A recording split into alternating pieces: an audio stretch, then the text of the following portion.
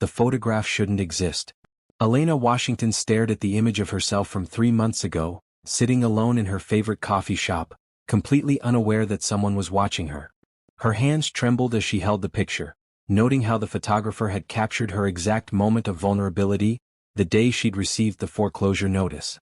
She was looking out the window with tears in her eyes, holding a crumpled letter. No one should have this photo.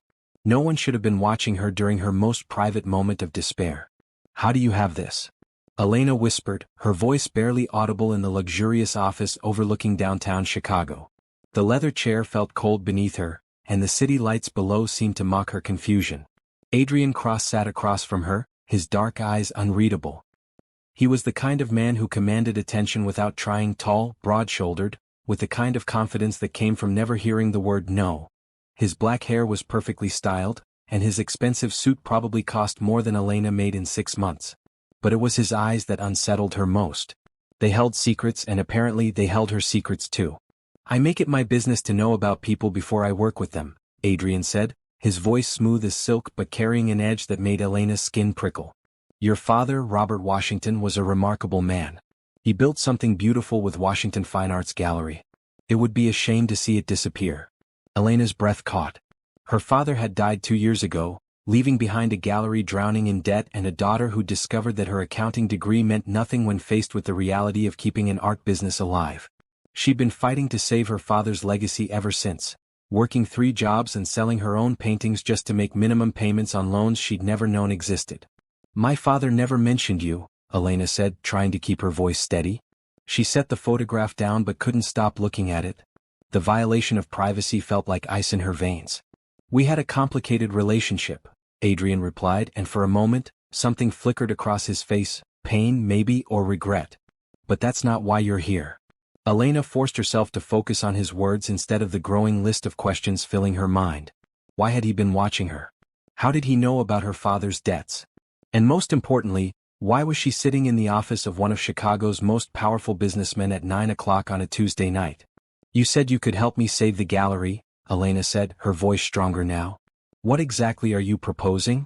Adrian stood and walked to the floor-to-ceiling windows behind his desk. From the 40th floor, the city spread out like a glittering web, and Elena couldn't help but think how small her problems must seem from up here. But when Adrian turned back to her, his expression was serious. Marriage, he said simply. Elena blinked. Excuse me? I need a wife. You need financial security. It's a simple business arrangement. Adrian returned to his desk and pulled out a thick legal document. 1 year. You'll live in my penthouse, attend social functions as my wife, and in return, I'll pay off every debt associated with Washington Fine Arts Gallery. You'll also receive a monthly allowance that will allow you to focus on your art instead of working 3 jobs. Elena stared at him, waiting for the punchline. When none came, she laughed, a sharp, disbelieving sound. You're serious. Completely. But why me? Elena asked, the question that had been bothering her since she'd walked into his office. You could marry anyone. You're wealthy, successful, attractive. She trailed off, realizing she'd just called him attractive. Adrian's lips curved into what might have been a smile. You're right. I could marry anyone. But I need to marry someone who won't fall in love with me. Someone who understands that this is purely business. Someone who has enough to lose that they'll honor the contract. The words stung more than Elena expected. And you think I'm incapable of being loved? I think you're practical, Adrian said, his tone gentler now. I think you're someone who puts family and responsibility above personal desires. I think you're strong enough to handle a year of pretending to be married to a stranger if it means saving something that matters to you. Elena looked down at the contract. The numbers were staggering, enough to pay off every debt, renovate the gallery, and give her a financial cushion she'd never dreamed of. It was everything she'd prayed for during those long nights when she'd stayed up worrying about losing her father's life's work. But the photograph on the desk seemed to stare back at her, a reminder that Adrian Cross knew more about her than he should. There were secrets here, layers of complexity that made her stomach churn with unease. Why do you need a wife? Elena asked. Really? Don't give me some vague answer about business arrangements. If you want me to sign this, I need to know what I'm getting into. Adrian was quiet for a long moment, his fingers drumming against the desk. When he spoke, his voice carried a weight that made Elena listen carefully. My grandfather's will, he said finally. He founded Cross Industries, built it from nothing into what it is today.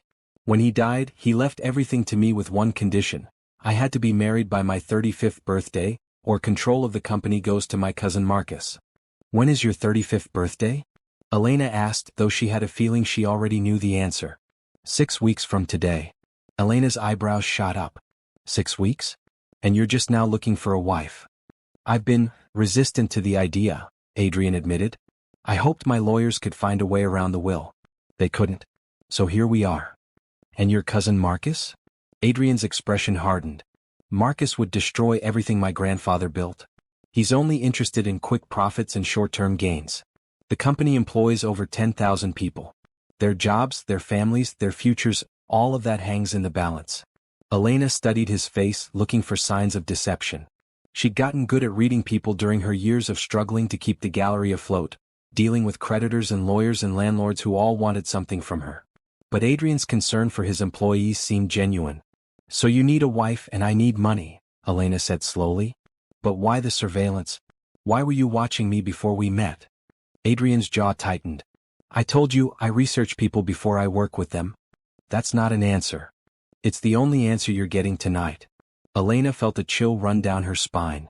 She was being asked to trust a man who'd been watching her without her knowledge, who knew intimate details about her life, who could offer her everything she needed but wouldn't explain why he'd chosen her specifically. The smart thing would be to walk away. The safe thing would be to thank him for his time and leave his office, never to return. But Elena thought about the gallery, about her father's paintings still hanging on the walls, about the dream she'd had to put on hold while she worked retail jobs and waited tables just to pay rent. If I said yes, Elena said carefully, what would this marriage actually look like? Day to day, I mean. You'd live in my penthouse. We'd attend social functions together, charity galas, business dinners, family events. You'd need to be convincing as my wife in public. In private? Adrian paused. In private, we'd live separate lives. You'd have your own room, your own space. I travel frequently for business, so you'd often have the place to yourself. And after a year? Clean divorce. No contest, no complications. You keep the money, I keep the company. We go our separate ways. Elena picked up the photograph again, studying her own face. She remembered that day clearly, the desperation, the fear, the feeling that she was failing her father's memory.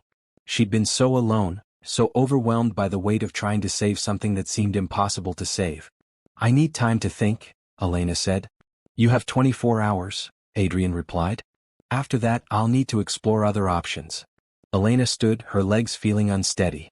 She tucked the photograph into her purse, she wasn't leaving it behind. I'll call you tomorrow. Elena, Adrian said as she reached the door. She turned back to find him watching her with an intensity that made her pulse quicken. I know this is a lot to process. I know you have questions I'm not ready to answer. But I want you to know that despite how this looks, despite the unusual circumstances, I would never do anything to hurt you. The words should have been comforting, but they only raised more questions. Why would he need to reassure her about her safety? What wasn't he telling her? Elena left his office with her mind spinning and her heart racing. As the elevator descended from the 40th floor, she stared at her reflection in the polished steel doors. She looked pale, overwhelmed, like a woman who'd just been offered a devil's bargain. But she also looked like a woman who might just be desperate enough to take it. Elena didn't sleep that night. She sat in her tiny studio apartment, surrounded by half-finished paintings and unpaid bills, staring at the photograph Adrian had given her.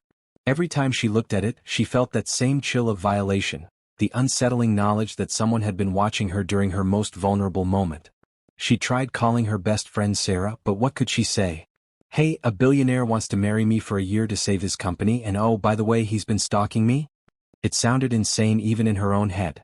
By morning, Elena had made a list of questions. If she was going to consider this crazy arrangement, she needed answers. Real answers, not the careful non-responses Adrian had given her the night before. The gallery opened at 10, and Elena spent the morning trying to focus on work instead of the contract that seemed to burn in her purse. She had exactly 3 visitors, 2 tourists who didn't buy anything and Mrs. Chen, who came in every Tuesday to look at the same painting of the Chicago skyline but never had enough money to purchase it. You look tired, dear, Mrs. Chen said, studying Elena with the concern of someone who'd been watching her struggle for months. Are you eating enough? Elena managed a smile. Mrs. Chen was 83, lived alone, and had been coming to the gallery since Elena's father ran it.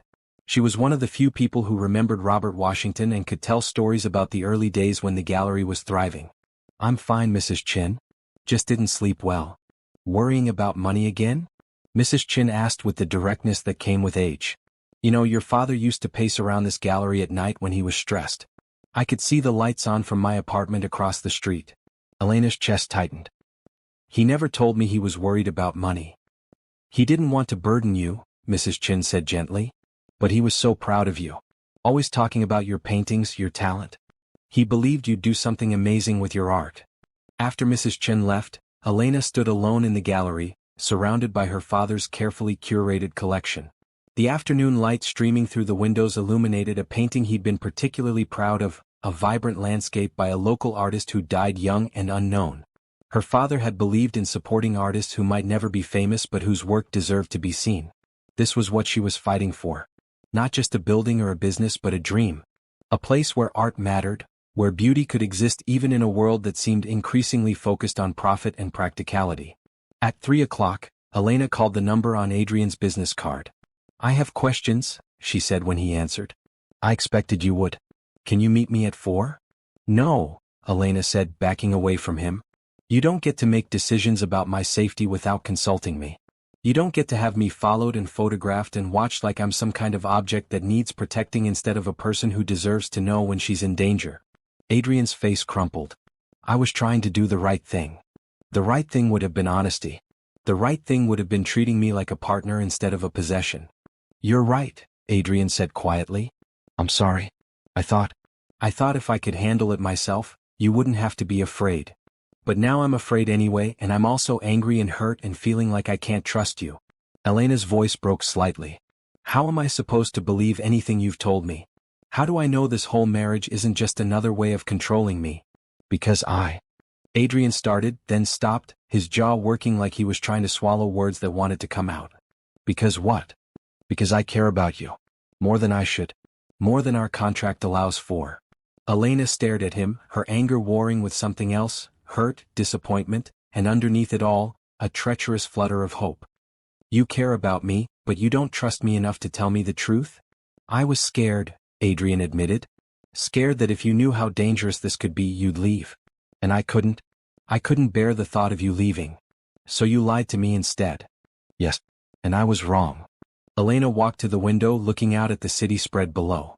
Everything looked different now, the streets where she'd walked alone, the coffee shop where she'd sat unaware of being watched, the life she'd thought was private but hadn't been. "What happens now?" she asked without turning around. "Now I tell you everything. No more secrets, no more lies. And we figure out how to handle Marcus together. What if I want to leave?" The silence stretched so long that Elena finally turned to look at Adrian. His face was pale, his eyes desperate. "Then you leave," he said finally. "I'll honor our contract. You'll get everything we agreed upon, and I'll make sure you're safe even if you're not with me. Even though that means you lose your company? Your safety is more important than my company." Elena studied his face, looking for signs of deception. But all she saw was genuine fear, not for himself but for her. "I need time to think," Elena said. "Of course. And I need you to call off the surveillance. All of it." "Elena, that's not safe." "It's not your choice," Elena said firmly. "If we're going to make this work, if I'm going to stay, then we do this as partners. That means I get a say in my own security." Adrian nodded reluctantly. "Okay. But I want to hire a bodyguard. Someone you can see, someone you know about. We can discuss it." Elena started toward the door then paused. "Adrian? Why didn't your grandfather approve of your father? What really happened between them?" Adrian's expression grew guarded. "What does that have to do with anything? I'm trying to understand your family. If Marcus is willing to threaten innocent people to get what he wants, I need to know what I'm dealing with." Adrian was quiet for a long moment. "My grandfather built Cross Industries through some questionable means. Not illegal exactly, but not always ethical. When my father took over, he tried to clean things up, make the company more socially responsible. My grandfather saw that as weakness, as betrayal of everything he'd built. And you? What do you see it as?" "I see it as the right thing to do. Which is why Marcus can never get control. He'd take us back to the old ways, the methods my grandfather used. People would get hurt." Elena nodded slowly. The pieces were starting to fit together, Adrian's sense of responsibility, his determination to protect the company, his willingness to enter a fake marriage to keep it out of Marcus's hands. "I'll be in my room," Elena said. "I need to process all of this."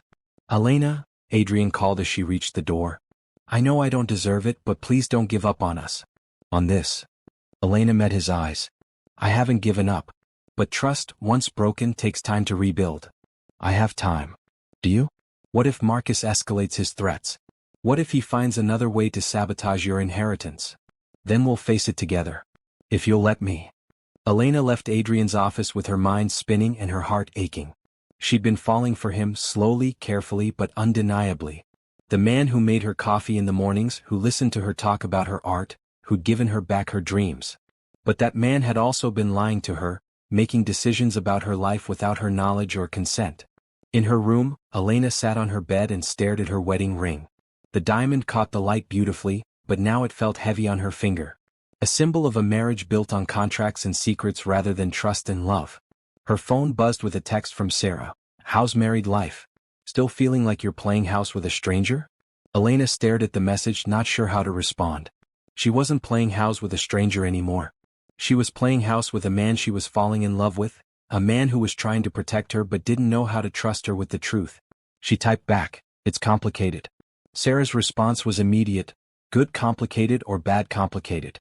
Elena looked toward the door, thinking about Adrian probably sitting in his office, wondering if she was going to pack her bags and walk away from their arrangement. Wondering if he'd lost not just his fake wife but the first real connection he'd had in years. "I don't know yet," Elena typed. "But I'm about to find out." Outside her window, the city lights twinkled like stars, beautiful and distant. Somewhere out there, Marcus Cross was probably planning his next move, trying to figure out how to destroy what she and Adrian had built. But Elena was done being a passive player in other people's games. If she was going to stay in this marriage, if she was going to fight for whatever was growing between her and Adrian, then she was going to do it on her own terms. It was time to stop being protected and start being a partner. Elena's lawyer was a 60-year-old woman named Janet Morrison who'd handled her father's estate and had been giving Elena free legal advice for 2 years out of pure kindness. When Elena called her at 7 in the morning, Janet's first words were, "What kind of trouble are you in now?" "The good kind, I think," Elena said, though she wasn't entirely sure. "I need you to look at a contract. Today if possible." "What kind of contract?" Elena hesitated. "A marriage contract." The silence on the other end of the line stretched so long that Elena thought the call had dropped. Finally, Janet spoke. "Elena, honey, are you feeling okay? Because marriage contracts aren't really a thing in Illinois, and you've never even mentioned dating anyone. It's complicated." "I'll bet it is. Bring me the contract. And bring coffee. Strong coffee." 2 hours later, Elena sat in Janet's cluttered office, watching her lawyer's eyebrows climb higher and higher as she read through Adrian's proposal. "Well," Janet said finally, setting the document down, "this is either the most romantic thing I've ever seen or the most terrifying. Which do you think it is?" "Both." Janet leaned back in her chair. "The financial terms are incredibly generous. Almost suspiciously generous. But the personal clauses." She flipped through several pages. "Elena, this man has essentially written you a blank check in exchange for 1 year of your life. Are you sure you know what you're getting into?" "No," Elena admitted. "I'm not sure of anything. But Janet, look at the numbers. This would solve everything. I could save the gallery, pay off all the debts, and actually have money left over to live on. Money isn't everything, sweetheart. Easy to say when you have it." Janet's expression softened. "I know you're struggling. I know how hard you've been working to keep your father's dream alive. But Elena, marriage is serious business, even when it's supposedly temporary. You'd be legally bound to this man. You'd be sharing a home with him, appearing in public as his wife. What if he's not who he says he is?" Elena had spent the night thinking about the same thing. She'd looked up Adrian Cross online, finding dozens of articles about his business success, his philanthropy, his reputation as one of Chicago's most eligible bachelors. On paper he was perfect, wealthy, successful, well-respected. But the internet couldn't tell her why he'd been watching her or what secrets he was keeping. "I've been thinking about that," Elena said. "And here's what I know, he could have chosen anyone. Models, socialites, women who would jump at the chance to marry a billionaire. But he chose me.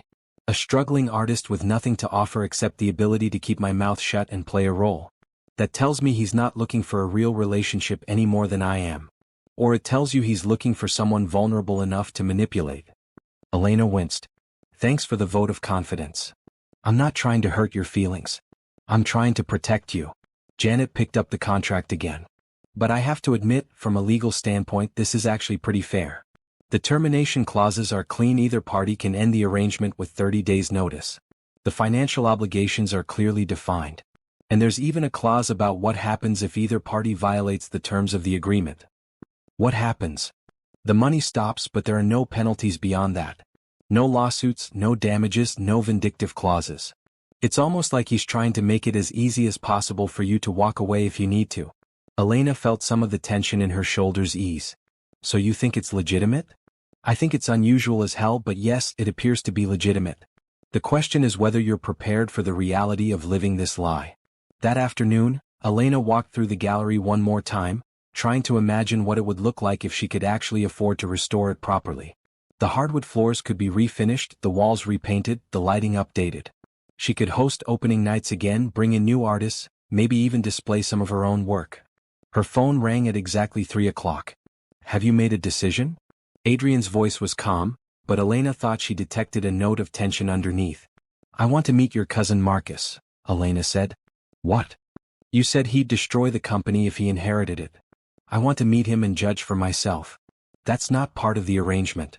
Then make it part of the arrangement. If I'm going to marry you to keep him from inheriting, I should know what kind of man I'm fighting against. Adrian was quiet for a long moment. Fine. But not until after we're married. I don't want him to know about our arrangement. Deal. And I want to visit your penthouse before I agree to live there. When? Tonight. I'll pick you up at 7.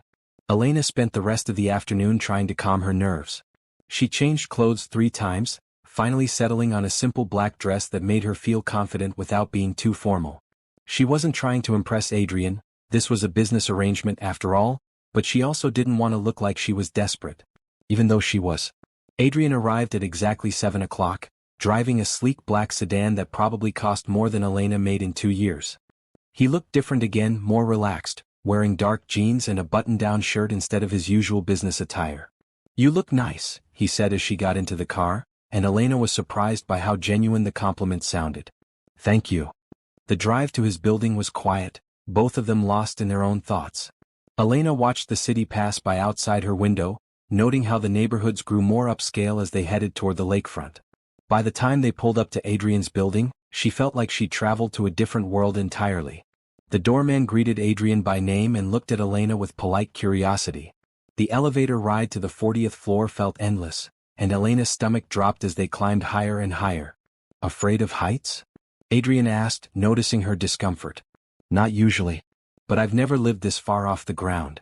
You get used to it. The elevator doors opened directly into Adrian's penthouse, and Elena's breath caught. The space was enormous, with floor-to-ceiling windows offering a panoramic view of Lake Michigan.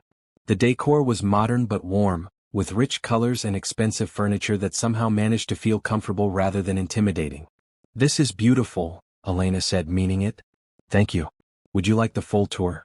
Adrian showed her through the main living areas, a gourmet kitchen, a dining room that could seat 12, a library lined with books from floor to ceiling. There were 3 bedrooms, each with its own bathroom, and Adrian made a point of showing her which room would be hers. You'd have complete privacy, he said, opening the door to reveal a spacious bedroom with its own sitting area and a bathroom that was bigger than Elena's entire apartment. Your own entrance, your own key. I travel frequently for business, so you'd often have the whole place to yourself. Elena walked to the window, looking out at the city spread below. It was a beautiful view, but it also made her feel very small and very far from everything she knew. What about my things? She asked. My paintings, my art supplies? There's a studio space on the 39th floor. It's currently being used for storage, but it could be converted. North-facing windows, excellent light. Elena turned to stare at him. You have a studio space? I bought it thinking I might use it as an office, but I never did. It's just sitting empty. The thoughtfulness of the gesture caught Elena off guard. He'd clearly been planning this arrangement for a while, thinking through the practical details of what she'd need to be comfortable. Can I see it? They took the elevator down 1 floor, and Adrian led her through a maze of hallways to a door marked 3902. He unlocked it and stepped aside to let her enter first. The space was perfect. Large, open, with enormous windows that would flood the room with natural light during the day. Elena could already imagine her easel by the window, her paints organized on the built-in shelves, canvases stacked against the walls. "This is incredible," she whispered.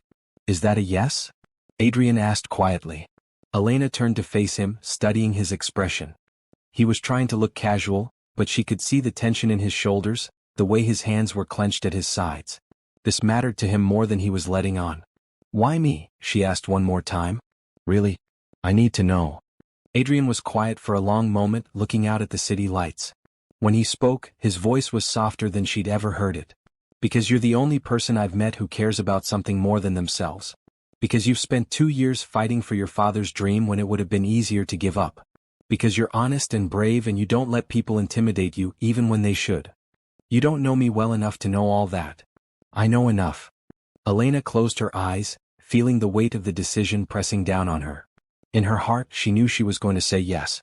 She'd known it from the moment she'd seen the studio space, imagined the possibilities it represented. But saying yes felt like stepping off a cliff, trusting that Adrian would catch her. "If I do this," she said, "I need some promises from you. Name them. No lies between us. I don't expect you to tell me everything, but what you do tell me has to be the truth." "Agreed. And when this is over, when we get divorced, you don't try to control what I do or where I go. I walk away free and clear." "Of course. And if I ever feel unsafe or uncomfortable, I can leave immediately. No questions, no arguments." "Elena," Adrian said, stepping closer, "I would never hurt you. Never. I need your word." "You have it." Elena took a deep breath, looking around the studio one more time. She thought about her father, about the gallery, about the dreams she'd put on hold for so long. She thought about the alternative, losing everything, starting over with nothing. "Okay," she said quietly. "Yes. I'll marry you." Adrian's smile was like sunrise, transforming his entire face. "Thank you." "Don't thank me yet," Elena said. "We haven't actually pulled this off." "We will," Adrian said with a confidence that made Elena's heart skip. "I have a good feeling about this partnership." As they rode the elevator back up to his penthouse, Elena couldn't shake the feeling that she'd just agreed to something much more complicated than a simple business arrangement. But for the first time in 2 years, she also felt something she'd almost forgotten: hope. The question was whether that hope would be enough to carry her through whatever came next. 3 weeks later, Elena stood in front of a full-length mirror in a bridal boutique, wearing a dress she never thought she'd be able to afford. The ivory silk fell in perfect lines, simple but elegant, and the woman staring back at her looked like a real bride. That was the problem. "You look beautiful, dear," said Mrs. Patterson, the boutique owner who'd been fussing over Elena for the past hour. "Your young man has excellent taste." Elena tried to smile. Adrian had chosen the dress, along with everything else about their wedding. The venue, the flowers, the cake, even the small guest list of his business associates and family members. Elena's only contribution had been inviting Janet and Sarah, her 2 closest friends who'd spent the last 3 weeks alternating between excitement and concern about her sudden engagement. "Are you nervous?" Mrs. Patterson asked, adjusting the small pearl necklace that completed the outfit. "Terrified," Elena admitted. "That's perfectly normal. Every bride feels that way." But Mrs. Patterson didn't understand that Elena wasn't nervous about marriage, she was nervous about lying. For 3 weeks, she'd been practicing her story about how she and Adrian had met, how he'd swept her off her feet with a whirlwind romance. The lies came easier now, but they still felt like stones in her stomach. Elena's phone buzzed with a text from Adrian. "Everything ready on my end. See you at the courthouse in an hour." They'd decided on a simple civil ceremony rather than a church wedding. It felt wrong to exchange vows in front of God when those vows would be lies. But even the courthouse felt too official, too real for what was supposed to be a business arrangement. An hour later, Elena stood on the steps of City Hall, clutching a small bouquet of white roses and trying to calm her racing heart. Chicago's October wind whipped through her hair, and she pulled her wrap tighter around her shoulders. "Elena?" She turned to see Adrian approaching, and her breath caught. He wore a dark gray suit that fit him perfectly, and he looked every inch the successful businessman about to marry the woman of his dreams. For a moment, Elena could almost believe this was real. "You look incredible," Adrian said, his voice softer than usual. He stepped closer, close enough that she could smell his cologne, something warm and expensive that made her think of leather and wood smoke. "Thank you. So do you." Adrian offered her his arm. "Ready to become Mrs. Cross?" "As ready as I'll ever be." They walked into City Hall together, followed by their small group of guests. Janet had tears in her eyes, and Sarah kept snapping photos with her phone. Adrian's family consisted of his older sister Catherine and her husband, both of whom had been polite but distant when Elena met them the week before. His business associates were equally formal, treating the wedding like another corporate event. The ceremony itself took less than 15 minutes.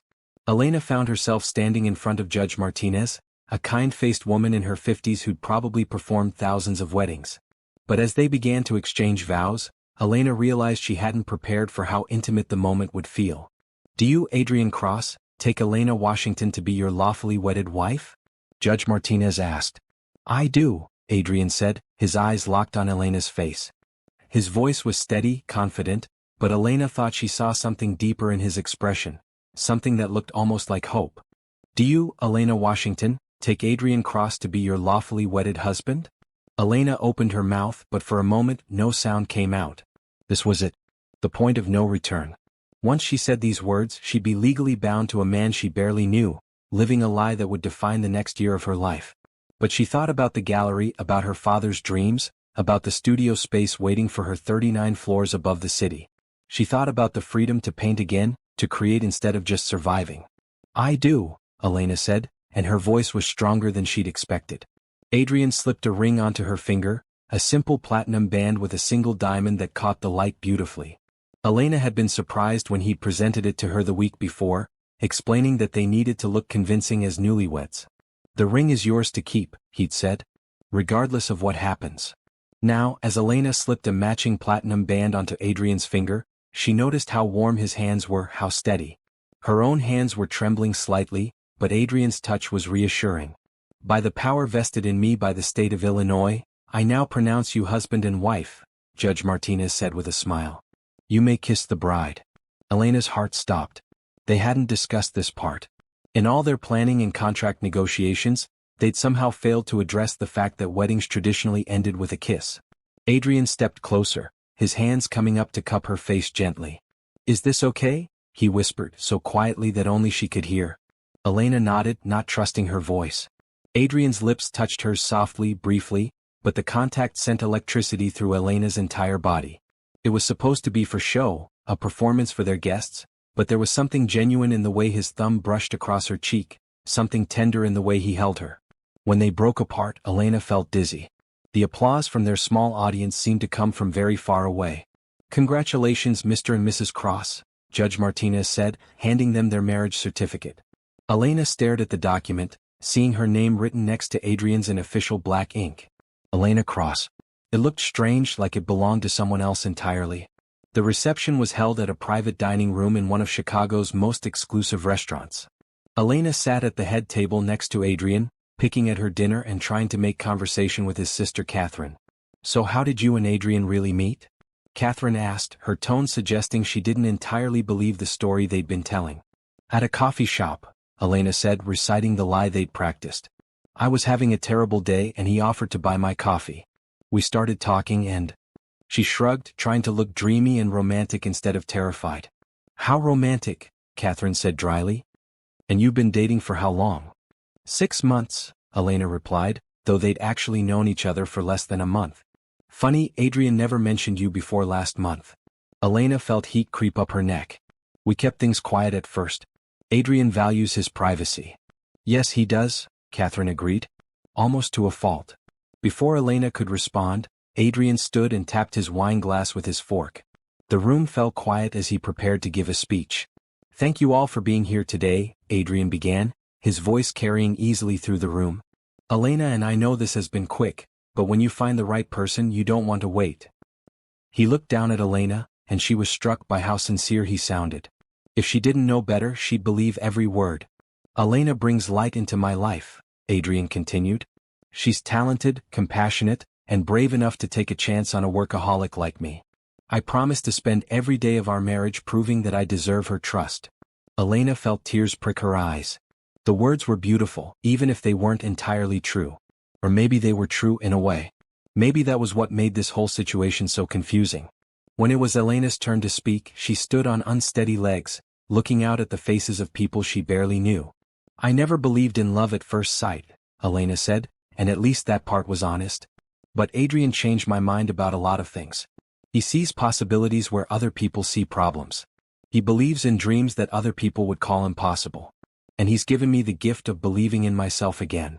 She looked down at Adrian, surprised to find genuine emotion in his eyes. "Thank you for taking a chance on me," she said, and she meant it more than he could know. The applause that followed felt warmer than before, and Elena realized that somewhere in the midst of all their lies, they'd managed to tell a few truths as well. Later that evening, Elena found herself back in Adrian's penthouse. Their penthouse now, still wearing her wedding dress but feeling like she was playing dress-up in someone else's life. "How are you doing?" Adrian asked, loosening his tie as he joined her by the windows overlooking the lake. "I feel like I should be different somehow," Elena admitted. "Like getting married should have changed something fundamental about who I am." "Do you regret it?" Elena considered the question seriously. "Ask me in a year." Adrian smiled. "Fair enough." They stood in comfortable silence, watching the city lights twinkle below. Elena was acutely aware of Adrian beside her, the warmth of his body, the sound of his breathing, the way he smelled like expensive cologne and something uniquely him. "I should probably change," Elena said finally. "Of course. I'll be in my office if you need anything." Elena retreated to her room, her new room in her new life, and carefully hung up the wedding dress. In the mirror, she caught sight of the ring on her finger, the physical proof that this crazy arrangement was real. As she changed into comfortable clothes, Elena thought about the kiss at the courthouse. It had lasted maybe 3 seconds, but she couldn't stop thinking about it. The gentleness in Adrian's touch, the way he'd asked permission, the electricity she'd felt when their lips met. This was supposed to be business. A practical arrangement between two people who needed something from each other. But as Elena settled into bed in her new home, she couldn't shake the feeling that somewhere between saying "I do" and cutting their wedding cake, the lines had started to blur. She was married to Adrian Cross. For better or worse, for the next year of her life she was his wife and he was her husband. The question was whether they could maintain the careful distance they'd agreed upon, or whether living together would complicate everything. As Elena drifted off to sleep in her new bed, 39 floors above the city, she wondered if Adrian was lying awake in his room down the hall, thinking about the same things she was. Elena woke up disoriented, forgetting for a moment where she was. The bed was too soft, the room too quiet, and when she looked out the window she was startled by how high above the city she was sleeping. Then she saw the wedding ring on her finger and everything came flooding back. She was married. To Adrian Cross. She was living in his penthouse. This was her life now. The clock on the nightstand read 6:30 a.m., earlier than Elena usually woke up, but she felt too restless to go back to sleep. She put on a robe and ventured out of her room, wondering if Adrian was awake yet. The penthouse was quiet, but she could smell coffee brewing in the kitchen. Following the scent, she found Adrian standing by the windows with a mug in his hands, already dressed in a suit despite the early hour. "Good morning," he said, turning when he heard her footsteps. "Did you sleep well?" "Eventually," Elena admitted. "You're up early." "I'm always up early." "Coffee? Please." Adrian poured her a mug from an expensive-looking machine that probably cost more than Elena's monthly rent. The coffee was perfect, rich and smooth without being bitter. "Thank you," Elena said, wrapping her hands around the warm mug. "Do you always have breakfast by the window?" "Usually I eat at the office. But I thought, since it's our first morning as husband and wife, maybe we should try to establish some normalcy." There was something awkward in his tone, like he wasn't sure how to navigate this new dynamic either. Elena found it reassuring to know she wasn't the only one feeling off balance. "What's a normal morning like for you?" Elena asked. "Coffee, shower, office by 7:30. I usually don't come home until after 8. Sometimes later." "That sounds lonely." Adrian shrugged.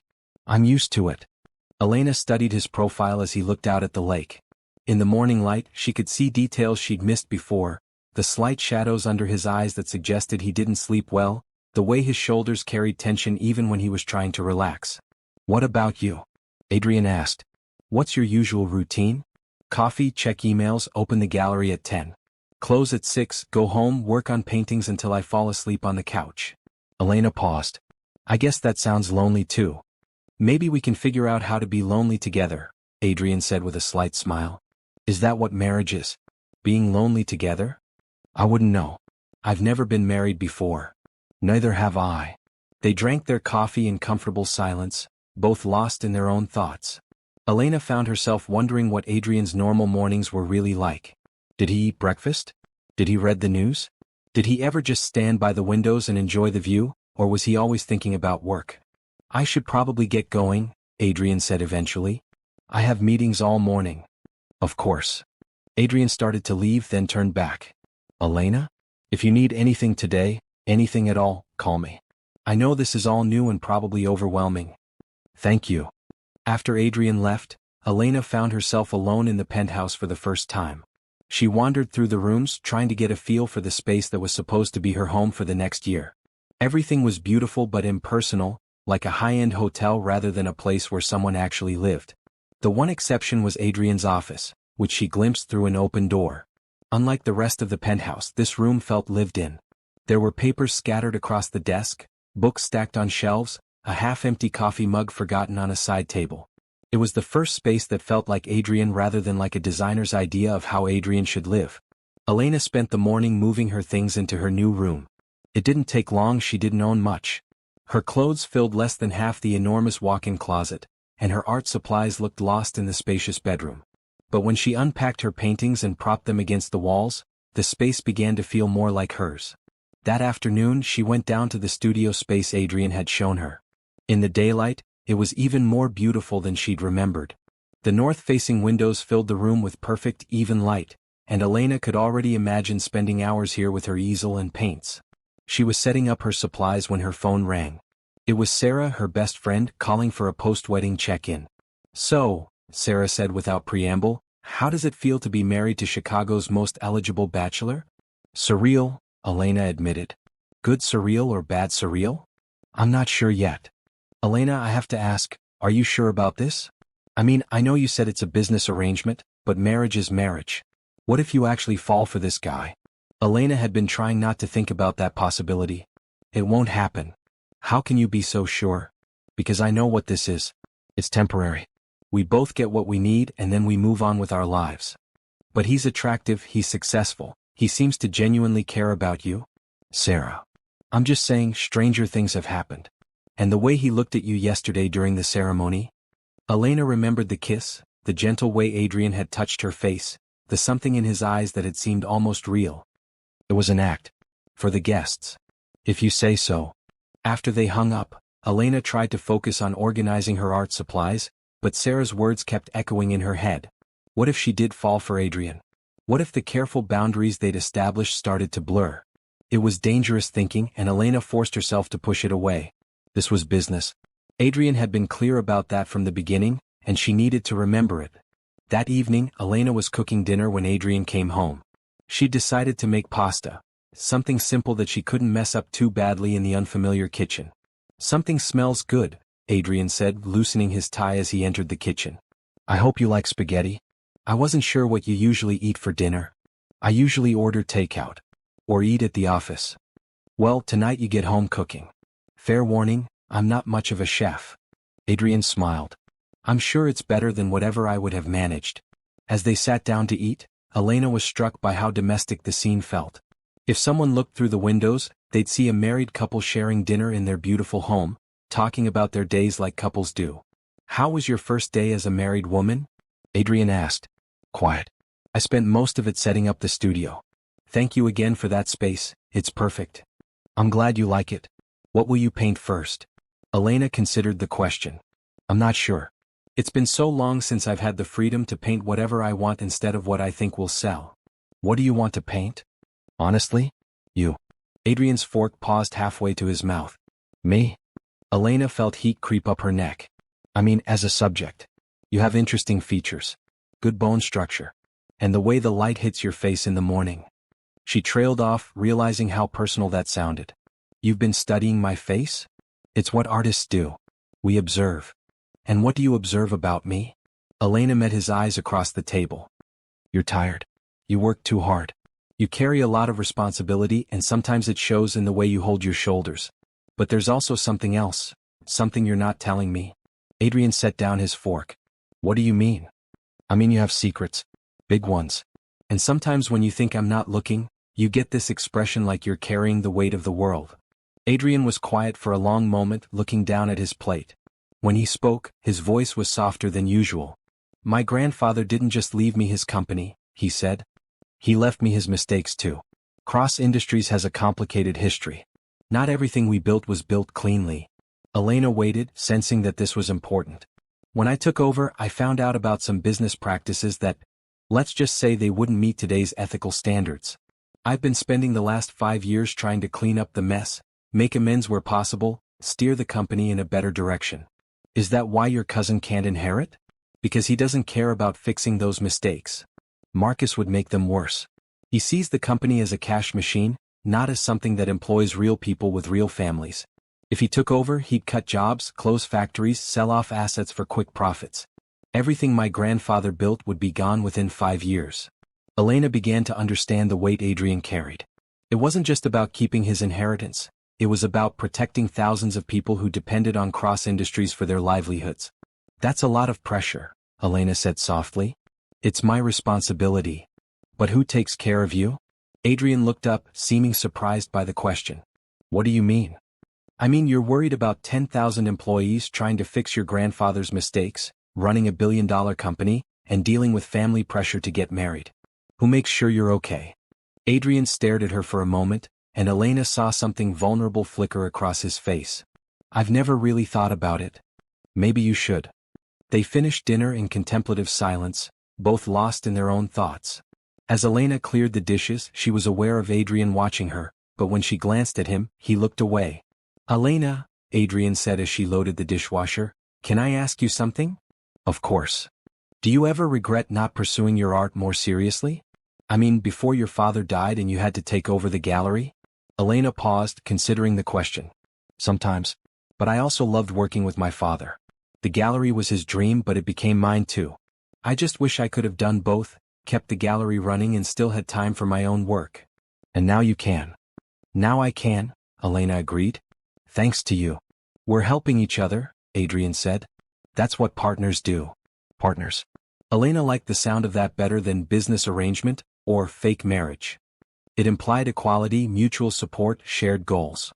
Adrian, Elena said, turning to face him fully, I know we agreed this was just business, but if we're going to live together for a year, maybe we could try to actually be friends too. Adrian smiled, and it was the most genuine expression Elena had seen from him yet. I'd like that. As they said goodnight and retreated to their respective bedrooms, Elena felt something shift between them. The careful distance they'd maintained was still there, but there were cracks in it now. Small openings that let light through. Lying in bed that night, Elena thought about what Sarah had said about falling for Adrian. It still seemed impossible. They barely knew each other and their entire relationship was built on a contract with an expiration date. But she couldn't deny that she was beginning to care about him as a person. The weight he carried, the responsibility he shouldered, the loneliness she recognized because it mirrored her own, all of it made her want to understand him better. Maybe that was dangerous. Maybe she should maintain the boundaries they'd agreed upon and keep things strictly professional. But as Elena drifted off to sleep, she found herself looking forward to tomorrow morning's coffee by the windows, to the possibility of learning more about the man she'd married, to the strange new life they were building together. One day at a time. 2 weeks into their marriage, Elena and Adrian had developed a routine that felt surprisingly natural. They shared coffee in the mornings, discussing their plans for the day like a real couple. Adrian still left early for work and came home late, but he'd started texting Elena during the day, small messages that kept her connected to his world. Big meeting this afternoon. Wish me luck. Saw a painting in a gallery window that reminded me of your work. Home by 7 tonight. Should I pick up dinner? Elena found herself looking forward to these messages more than she probably should. They made her feel less alone in the enormous penthouse, less like she was living in a beautiful prison. She'd been spending her days in the studio, painting for the first time in months without worrying about whether the work would sell. The freedom was intoxicating. She'd started 3 new canvases, abstract pieces that captured her complicated feelings about her new life in swirls of color and light. How's the art coming? Adrian asked one evening as they shared Chinese takeout on the couch. He'd loosened his tie and rolled up his sleeves, looking more relaxed than she'd ever seen him. Good. Different. I'm painting emotions instead of landscapes for once. What kind of emotions? Elena considered how to explain. Uncertainty. Hope. Fear of falling. Adrian's eyes met hers. Fear of falling? In general, Elena said quickly. Not specifically. But they both knew that wasn't entirely true. The longer they lived together, the harder it became to ignore the growing attraction between them. It showed up in small moments, the way Adrian's hand lingered when he passed her coffee, the way Elena found herself watching his mouth when he spoke, the comfortable silences that felt charged with possibility. "I have a charity gala next weekend," Adrian said, changing the subject. "Black tie. Would you be willing to come as my wife?" "Of course. That's part of our arrangement." "Right. Business." Elena nodded, but the word felt wrong. Nothing about their relationship felt like pure business anymore. The next morning, Elena woke to the sound of rain against the windows. The penthouse felt cozier in the gray morning light, and she found Adrian in the kitchen making pancakes instead of his usual quick coffee and departure. "No work today?" Elena asked, surprised. "I cleared my morning. Thought we could spend some time together. We should probably get to know each other better if we're going to be convincing at public events." Elena poured herself coffee, trying not to read too much into Adrian's decision to stay home. "What do you want to know?" "Everything. Favorite color, biggest fear, childhood dreams, what makes you laugh." "That's a lot of ground to cover. We have all morning." They ended up on the living room couch, facing each other with their feet tucked under them, swapping stories like teenagers at a sleepover. Elena learned that Adrian's favorite color was actually green, not the black and gray that dominated his wardrobe. His biggest fear was letting down the people who depended on him. His childhood dream had been to be an architect, building beautiful spaces that made people happy. "What changed?" Elena asked. "Reality. My grandfather needed someone to take over the company, and I was the only option. My sister wasn't interested and Marcus was too young and irresponsible." "Do you ever regret it?" Adrian considered the question. "Sometimes. But I've learned to find satisfaction in different things. Fixing problems, protecting jobs, trying to build something better than what existed before." "That's very noble." "It's very lonely," Adrian said quietly. Elena felt her heart clench. "It doesn't have to be. Doesn't it? Look at what I had to do to get married. I couldn't find someone who wanted to be with me for me, so I had to make it a business arrangement. Maybe you weren't looking in the right places." "Where should I have been looking?" Elena met his eyes. "Maybe you should have been looking for someone who understood what it meant to fight for something bigger than yourself. Someone who knew about responsibility and sacrifice and putting other people's needs first." "Someone like you?" The question hung between them, loaded with meaning neither of them was ready to address directly. "Someone like me," Elena agreed softly. They spent the afternoon exploring the city together, something they'd never done as a couple. Adrian played tour guide, showing Elena Chicago through his eyes, favorite restaurants, hidden parks, the building where he'd had his first job out of college. "I've lived here my whole life, but I feel like I'm seeing it for the first time," Elena said as they walked along the lakefront. "That's because you're not worried about survival anymore. You can actually see the beauty instead of just trying to get through each day." Elena realized he was right. For the first time in years, she felt free to enjoy simple pleasures: a beautiful sunset, good conversation, the comfortable rhythm of walking beside someone who seemed genuinely interested in her thoughts. "Can I ask you something?" Elena said as they stopped to watch boats in the harbor. "Anything. Why did you really choose me? And don't say it's because I'm practical or won't fall in love with you. I need the real reason." Adrian was quiet for so long that Elena thought he might not answer. When he spoke, his voice was carefully controlled. "Because when I watched you fight to save your father's gallery, I saw something I recognized. Someone who would sacrifice everything for the people they loved. Someone who understood that some things are worth more than money or personal happiness. And because when I looked at you, I felt something I hadn't felt in years. Hope." Elena's breath caught. "Hope for what?" "Hope that maybe I wasn't as alone as I thought I was." They walked home in contemplative silence, both processing the weight of what had been shared. Elena felt like they'd crossed an invisible line, moved from playing house to something more real and more dangerous. That evening they cooked dinner together for the first time. Elena taught Adrian how to make her grandmother's pasta sauce while he attempted to explain the finer points of wine selection. They laughed over his terrible chopping technique and her tendency to oversalt everything. "This is nice," Adrian said as they sat down to eat their imperfect but satisfying meal. "What is?" "This.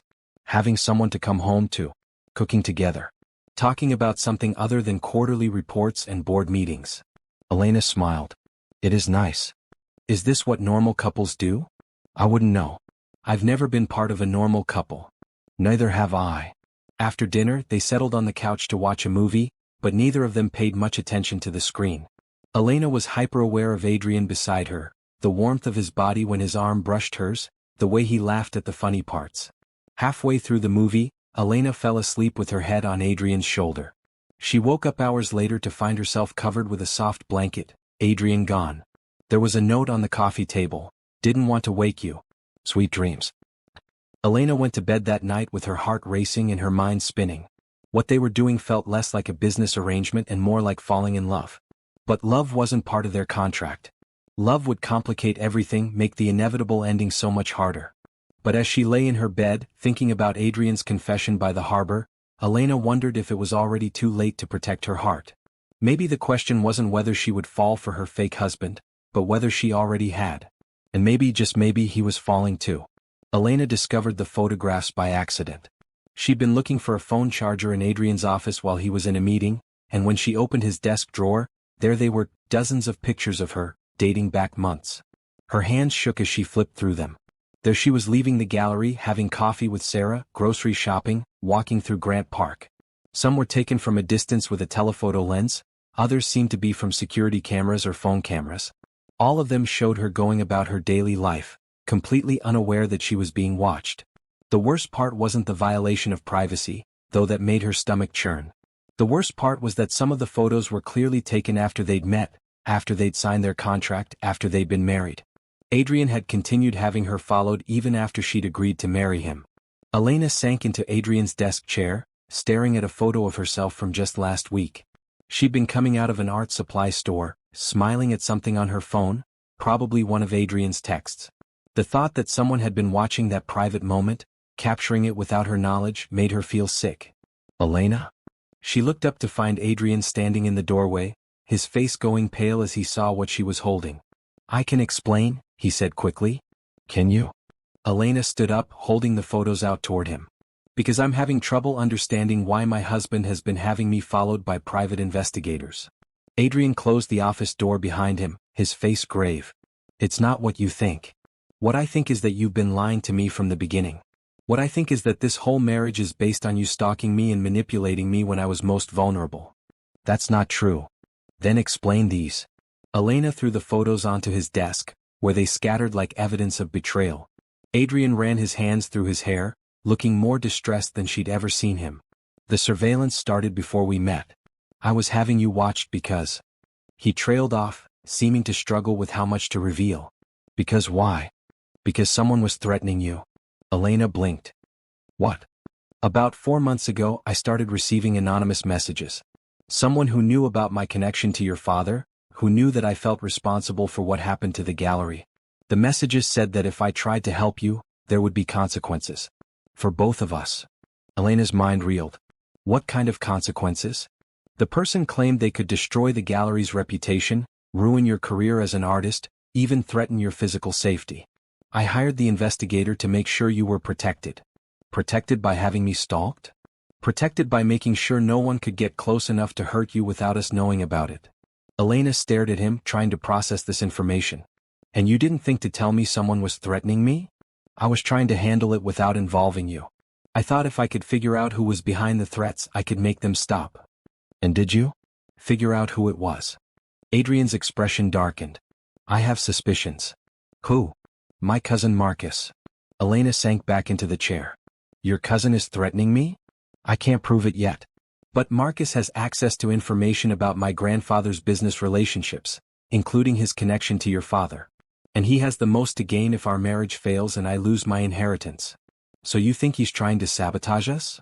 I think he's trying to scare you away from me. Make you realize that being associated with the Cross family comes with dangers.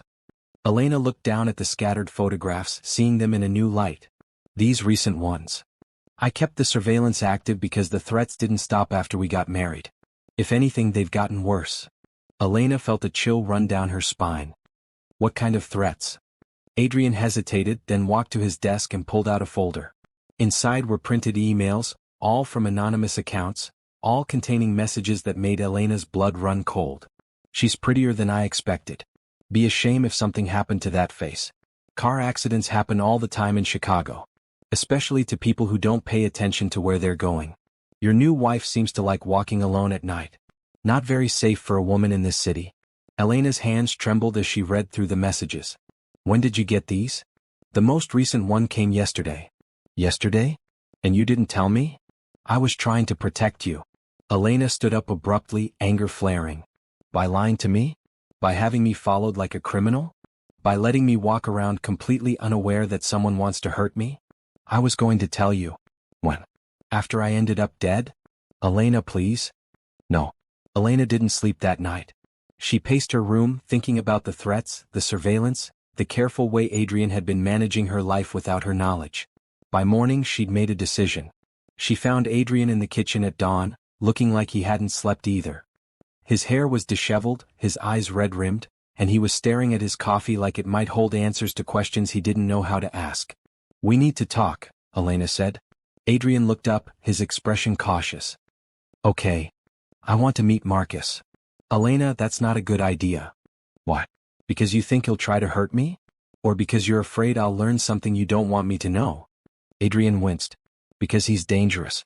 Because he'll try to manipulate you, turn you against me. Then you don't have much faith in my ability to see through manipulation."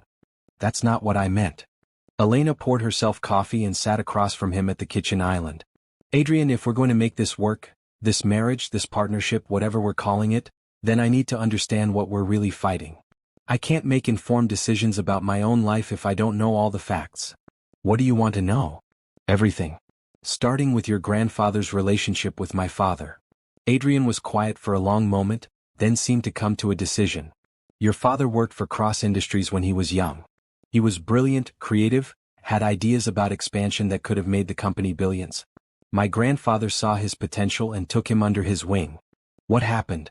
"My grandfather asked your father to do something unethical. Falsify some environmental impact reports to get approval for a factory that would have polluted a low-income neighborhood. Your father refused."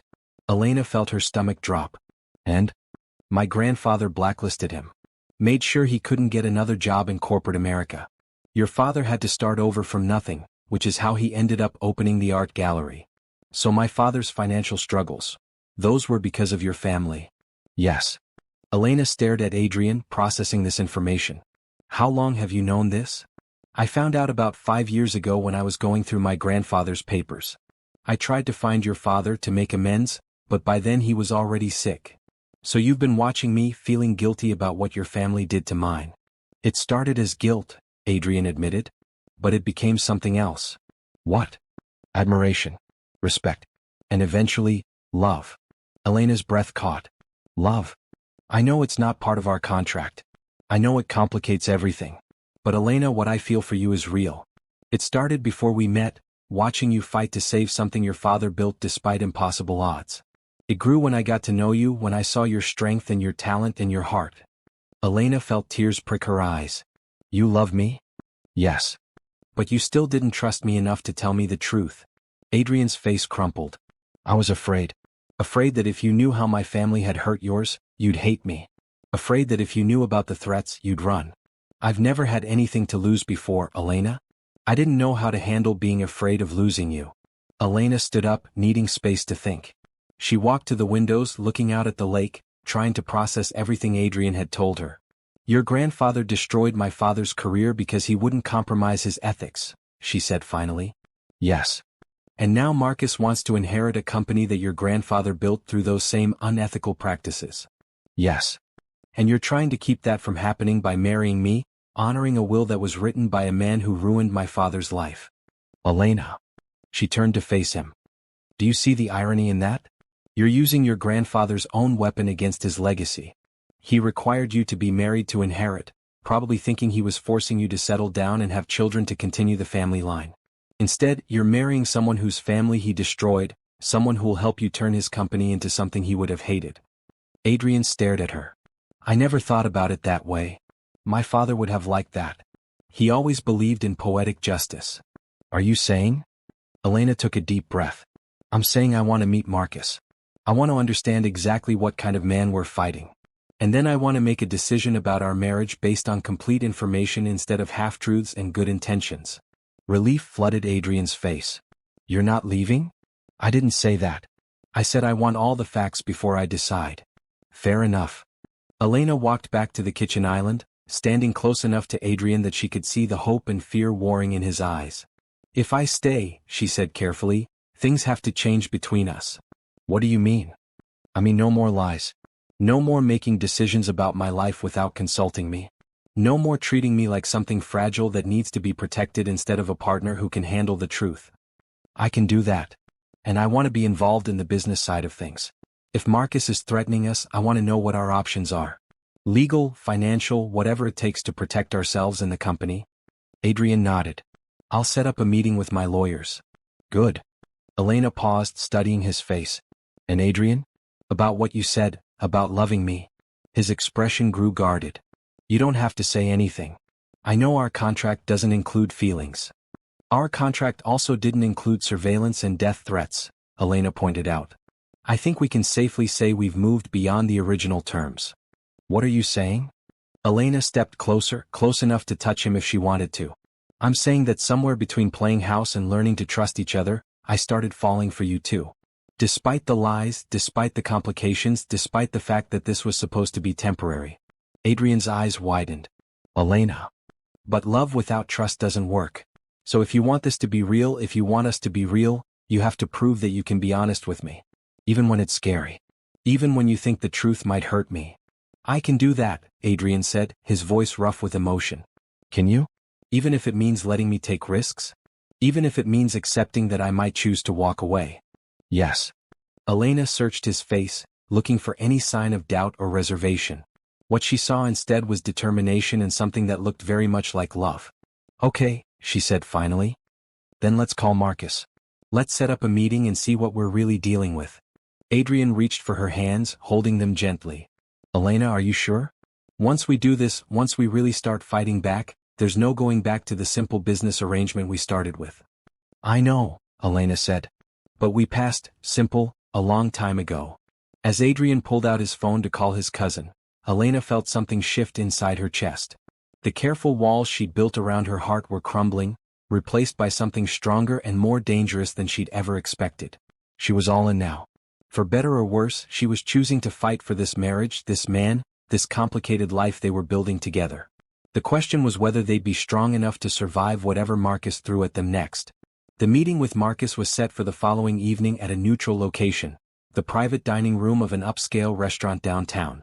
Elena spent the day nervous but determined, going over what she wanted to say and how she wanted to present herself. Remember, Adrian said as they dressed for dinner, Marcus is charming. He'll try to make you feel like I'm the villain and he's just looking out for the family's best interests. I can handle charming, Elena replied, adjusting her black dress, one Adrian had bought for her but that she'd chosen herself. I grew up around artists. They're all charming when they want something. Adrian smiled, but Elena could see the tension in his shoulders. Are you sure you want to do this? I'm sure. Marcus Cross was indeed charming. He stood when they entered the private dining room, flashing a smile that was warm and welcoming. He was younger than Adrian, probably early 30s, with the same dark hair but lighter eyes. Where Adrian carried himself with quiet authority, Marcus had an easy confidence that immediately put people at ease. Adrian, Marcus said, embracing his cousin briefly. It's been too long. Marcus. And you must be the famous Elena, Marcus said, turning his full attention to her. I have to say, you're even more beautiful than the photos suggested. Elena felt Adrian tense beside her. Photos. Wedding photos, of course, Marcus said smoothly. Though I was surprised not to receive an invitation. Family usually gets invited to weddings. It was a small ceremony, Adrian said curtly. So I heard. Very sudden too. Almost like you were in a rush. They sat down to dinner, and Elena found herself studying Marcus carefully. He was polite, funny, asked thoughtful questions about her art and her gallery. If she hadn't known about the threats, she might have liked him. So tell me, Marcus said after they'd ordered, how did you two really meet? I've heard the coffee shop story, but it seems a little too convenient, doesn't it? Elena felt Adrian's hand touch hers under the table, a gentle reminder that they were in this together. Not convenient, Elena said calmly. Lucky. I was having the worst day of my life and Adrian offered kindness to a stranger. It made all the difference. How romantic, Marcus said, but there was something calculating in his eyes. And this whirlwind romance led to marriage in what, 6 weeks? When you know, Elena replied. Indeed. Though I have to wonder, Elena, how much do you really know about the Cross family? About the company you've married into? Elena felt her spine straighten. I know enough. Do you know about our grandfather's business practices? About the corners he cut, the people he hurt to build his empire? Marcus, Adrian warned. What? She has a right to know what she's gotten herself into. Marcus turned back to Elena. Did Adrian tell you about your father? Elena's heart pounded, but she kept her voice steady. He told me everything. Everything? Even about how grandfather destroyed your father's career because he wouldn't play ball? How your family's financial struggles were our family's fault? Yes. Marcus looked surprised. And you married him anyway? I married him because of it. I don't understand. Elena leaned forward slightly. Adrian isn't his grandfather. He spent the last 5 years trying to undo the damage his grandfather caused, trying to build something better. That's the kind of man I want to be married to. How noble, Marcus said, but his tone had an edge now. Though I have to wonder if your sudden marriage isn't more about Adrian's inheritance deadline than true love. What inheritance deadline? Elena asked, playing dumb. Marcus smiled. Oh, he didn't tell you about grandfather's will? About how he has to be married by his 35th birthday or lose control of the company. Elena looked at Adrian, who was watching his cousin with carefully controlled anger. He told me about the will. But he also told me he loved me. I believed him. Love? Marcus scoffed. Elena, you seem like a smart woman. Don't you think it's suspicious that Adrian suddenly discovered love just weeks before his deadline? Don't you think it's suspicious that someone started threatening me the moment Adrian and I got serious? Elena shot back. The smile faded from Marcus's face. Threatening you? I don't know what you're talking about. Anonymous emails. Surveillance. Warnings about car accidents and walking alone at night. Someone who doesn't want me married to Adrian. That's terrible, Marcus said, but Elena caught the flicker of something in his eyes, guilt, maybe, or fear of being caught. Have you gone to the police? Not yet, Elena said. But we're considering it. You should. Chicago can be dangerous for beautiful women. The threat was subtle but unmistakable. Elena felt Adrian's hand clench under the table, but she kept her own expression calm. It certainly can be, Elena agreed. Especially when the danger comes from people who should be family. Marcus's pleasant facade cracked slightly. I hope you're not suggesting that I would threaten you. I barely know you. Then how did you know what I looked like before you saw wedding photos? Elena asked sweetly. Marcus paused, clearly realizing his mistake. Adrian must have described you. Actually, he didn't, Adrian said quietly. I don't discuss my personal life with you, Marcus. I never have. Then I must have seen you somewhere. Chicago's art scene is small. You've never shown any interest in art, Adrian pointed out. Marcus set down his wine glass, his charming mask finally slipping completely. Fine. You want the truth? Yes, I've been keeping tabs on you, Elena. When my cousin suddenly announces he's marrying a stranger weeks before his inheritance deadline, I get curious. I wanted to know what kind of woman would agree to such an obvious business arrangement. And what did you conclude? Elena asked. That you're either very smart or very desperate. Probably both. Adrian started to stand, but Elena put a hand on his arm, stopping him. You're right, Elena said to Marcus. I was desperate. Desperate enough to marry a stranger to save my father's gallery. But you know what I discovered? What? That sometimes desperate situations lead to the best outcomes. Because if I hadn't been desperate, I never would have taken a chance on Adrian. I never would have discovered that he's everything I didn't know I was looking for. Marcus leaned back in his chair, studying her with new interest. You really love him? Yes. Even knowing this started as a business arrangement? Especially knowing that. Because it means Adrian didn't choose me for my money or my family connections or because I fit some predetermined idea of what his wife should be. He chose me because he thought I was strong enough to be his partner. And the threats. Elena met Marcus's eyes directly. The threats stop now. Because I'm not going anywhere, Marcus. I'm not some naive girl you can scare away. I'm Adrian's wife, and I'm going to help him build the kind of company that would make our grandfather roll over in his grave. Marcus was quiet for a long moment.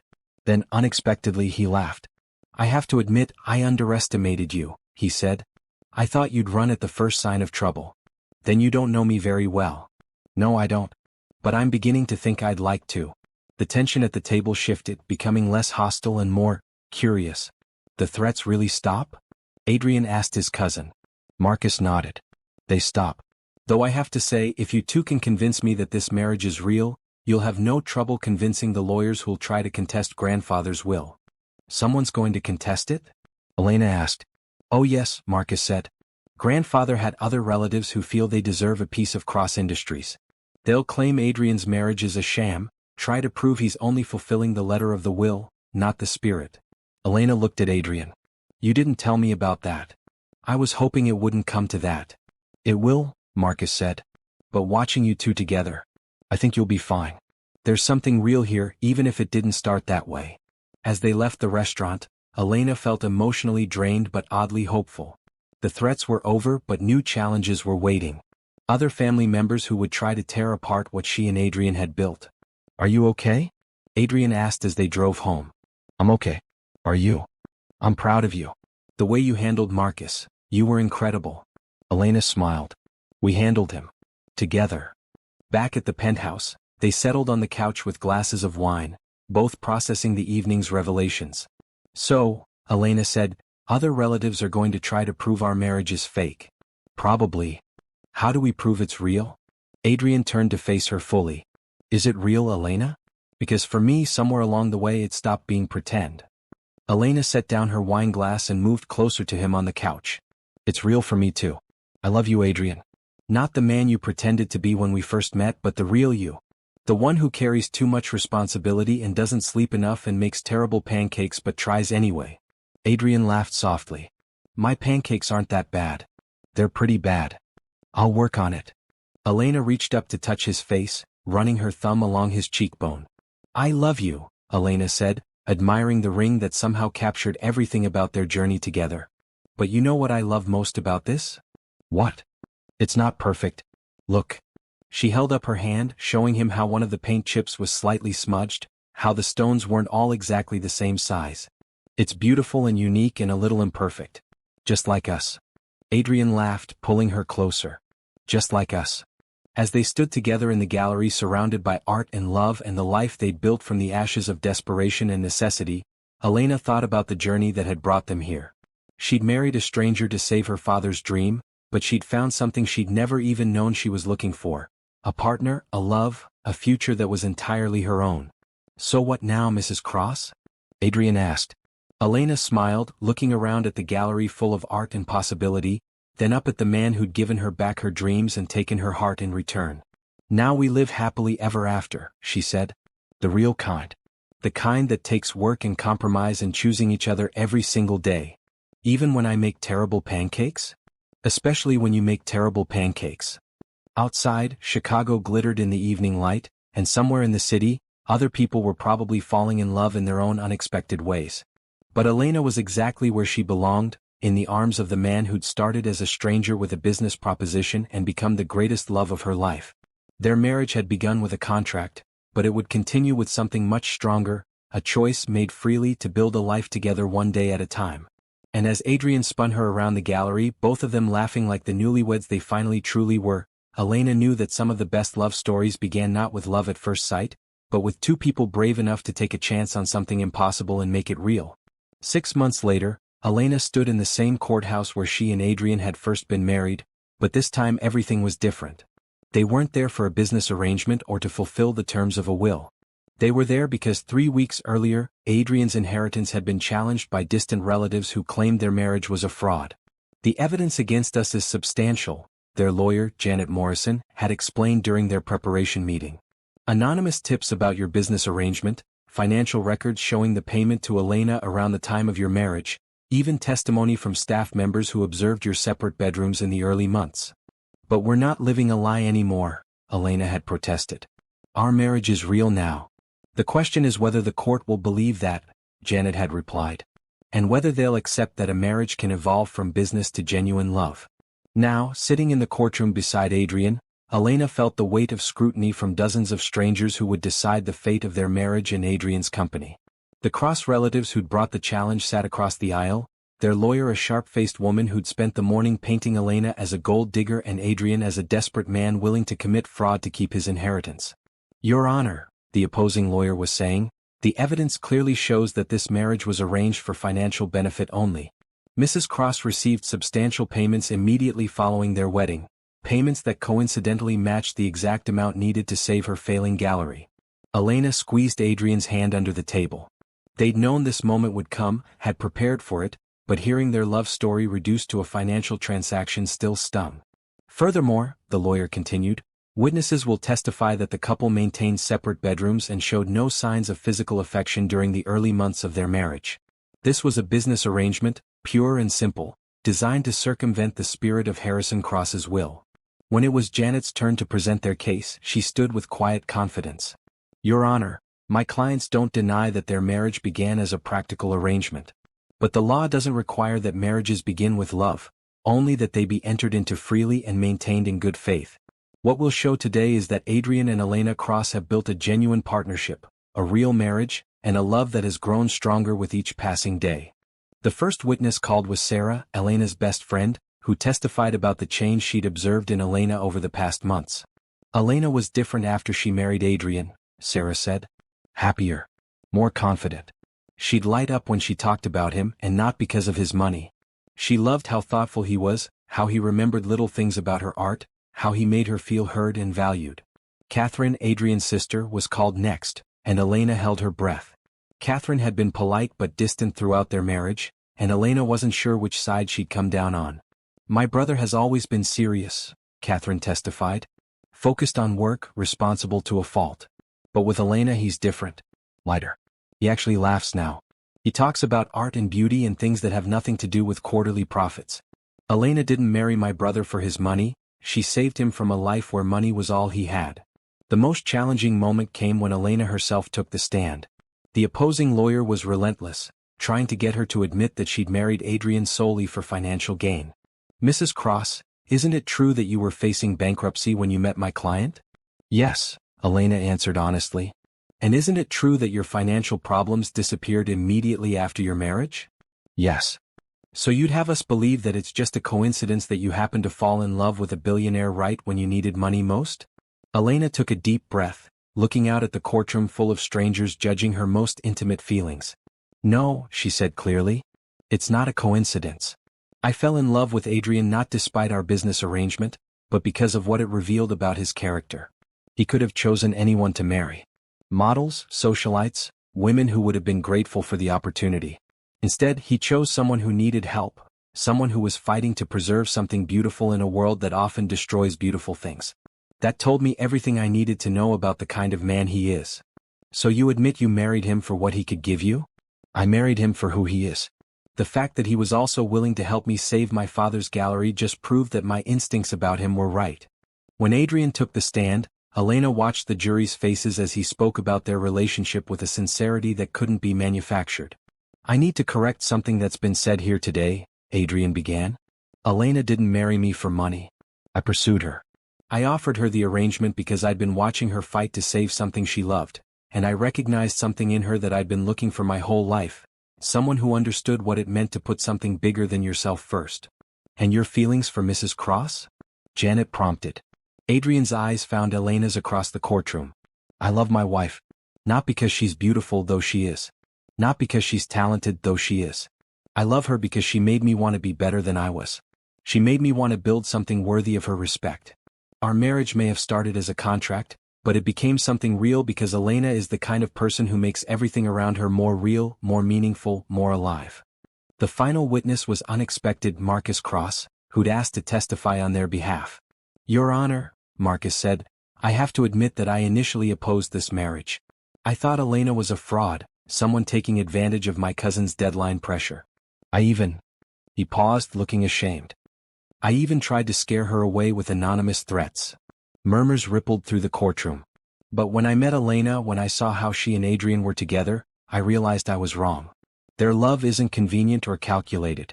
It's messy and complicated and absolutely genuine. Adrian isn't the same man he was before Elena. He's better, happier, more human. And Elena, she's not with him for his money. She's with him because she sees the man I'm only now beginning to understand, someone worth loving. During closing arguments, the opposing lawyer made one final attempt to paint their marriage as fraudulent, but Elena could see that the jury wasn't buying it anymore. Not after hearing witness after witness describe the genuine connection between her and Adrian. Janet's closing was simple and powerful. Your Honor, love doesn't always arrive the way we expect it to. Sometimes it comes disguised as necessity, as partnership, as a practical solution to practical problems. But real love reveals itself through actions, through daily choices, through the way two people choose to build a life together. Adrian and Elena Cross have built something real, something lasting, something worth protecting. Their marriage began with a contract, but it continues with a commitment that goes far deeper than any legal document. The jury deliberated for 3 hours. When they returned, Elena's heart was pounding so hard she could barely hear the foreman read their verdict. We find that the marriage between Adrian and Elena Cross, while it may have begun as a business arrangement, has evolved into a genuine marital relationship that fulfills both the letter and spirit of Harrison Cross's will. Elena felt tears stream down her face as Adrian pulled her into his arms. Around them, the courtroom erupted in noise, celebrations from their supporters, disappointed grumbling from the challenging relatives. Outside the courthouse, Elena and Adrian stood on the steps where they'd first entered as a married couple 6 months earlier. But everything was different now. The fear was gone, replaced by certainty. The pretense was gone, replaced by truth. "So," Adrian said, pulling Elena close, "ready to start our real marriage? I thought we already had." "No, that was us figuring out how to love each other. This is us choosing to keep loving each other, even though we don't have to anymore."